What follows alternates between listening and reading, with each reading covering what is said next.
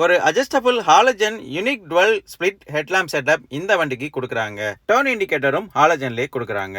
இந்த headlamp setup வண்டியை பார்க்குறதுக்கு ரொம்ப ஸ்போர்ட்டிவாகவும் ரொம்ப சிம்பிளாகவும் எடுத்துக்காட்டுது.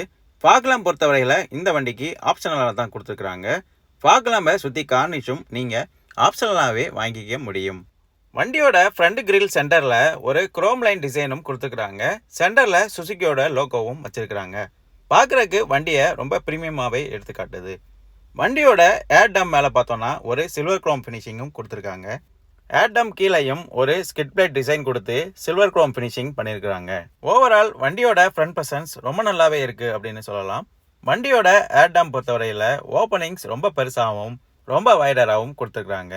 இதனால இன்ஜினுக்கு ஏர் சர்க்குலேஷன் ரொம்ப நல்லாவே கிடைக்கும் அப்படின்னு சொல்லலாம். இந்த புதிய வேகனருக்கு 2 இன்ஜின் ஆப்ஷன்ஸ் கொடுத்து பெர்ஃபார்மன்ஸ் மற்றும் எக்கனாமிக் வைஸ் ரொம்ப நல்லாவே இம்ப்ரூவ் பண்ணியிருக்காங்க அப்படின்னு சொல்லலாம்.